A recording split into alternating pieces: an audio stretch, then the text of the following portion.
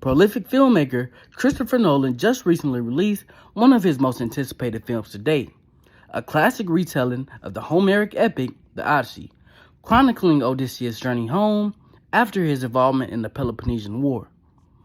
In the film, Nolan uses his mastery of cinema, knowledge of storytelling, and his massive gravitational pull to bring in Hollywood's best and brightest to tell this story. One such example of this is rapper Travis Scott. The two had previously collaborated in Nolan's earlier work, being brought into the fold by musician and composer Ludwig Göransson, who encouraged Travis Scott to involve himself in the creative process of the film, leading to the sound that appears at the end credits and on the film's soundtrack. When development for his 13th film began, Nolan and Göransson looked to hip-hop's own Travis Scott to serve in the role of the bard, recanting the story of Odysseus' journey home at the start of the film, stating that the musician's presence was meant to reinforce the story's roots in oral storytelling traditions similar to those in hip-hop. I cast him because I wanted to nod towards the idea that this story has been handed down as oral poetry, which is analogous to rap. Melding of hip-hop and film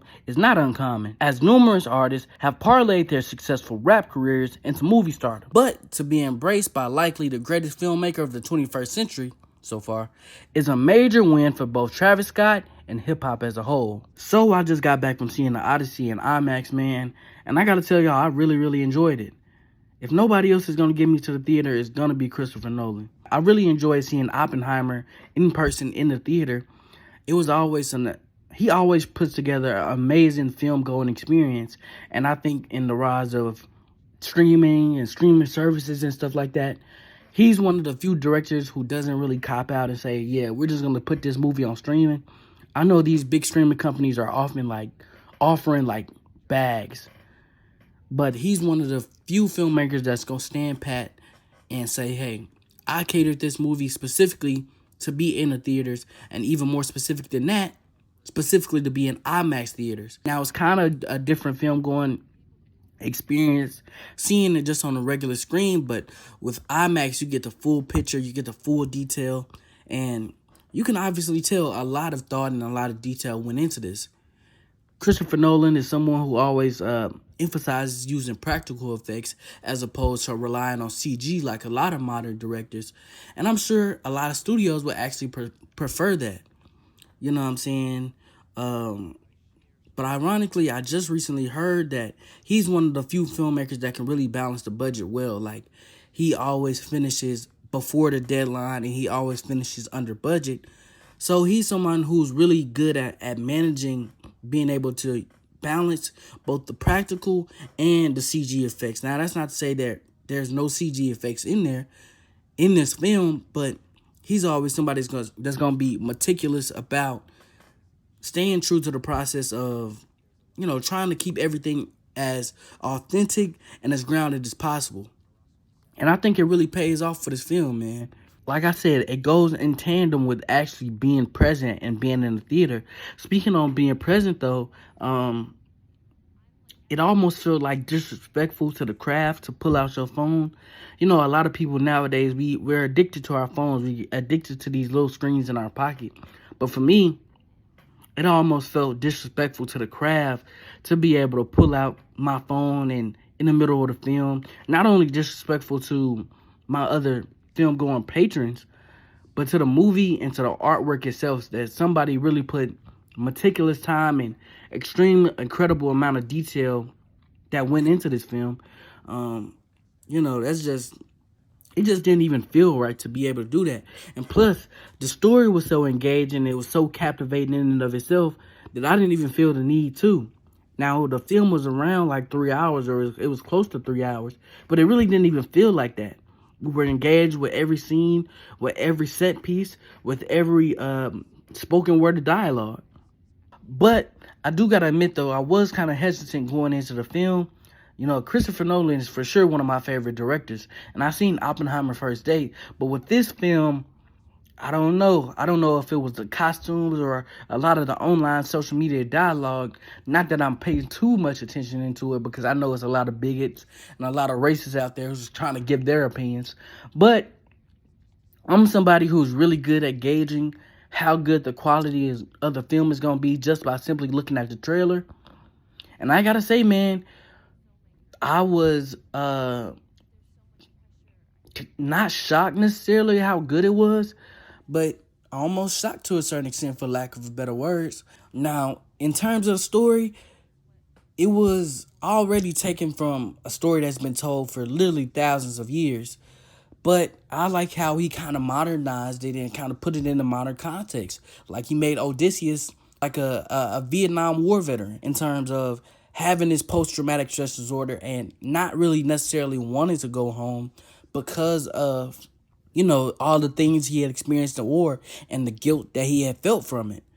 I think that added on an extra layer that I think wasn't necessarily there in the books, but he added that extra layer of context to Odysseus's character that really made him feel kind of grounded in real life and might even actually feel like somebody you actually know.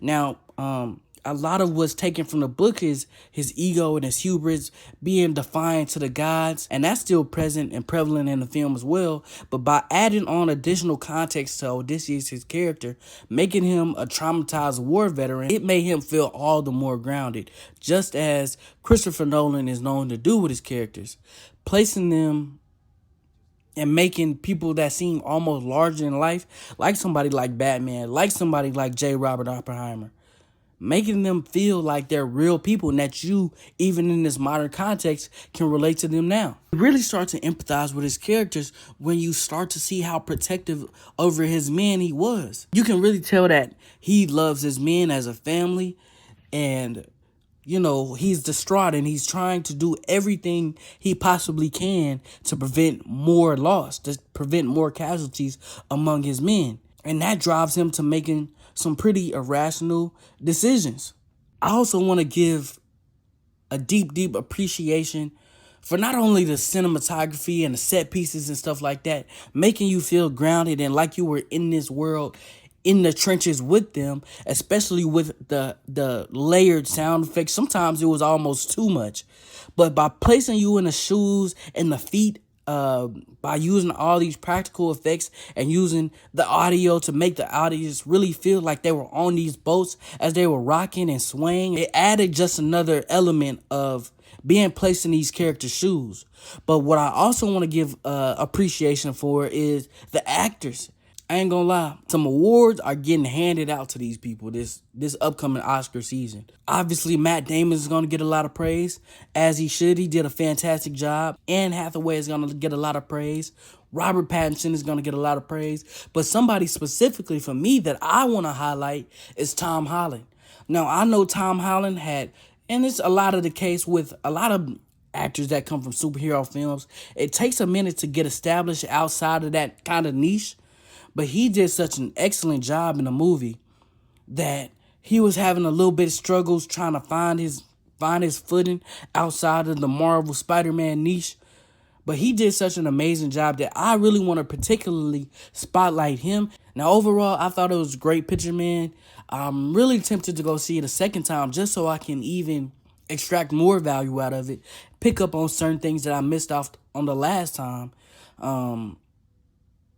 Now, something I really want to go back and look at these fight scenes, because if you know anything about Christopher Nolan, he's not always the best fight choreographer, as we can see from films like The Dark Knight and Dark Knight Rises, where kind of guys would just drop out of the middle of nowhere without even being touched.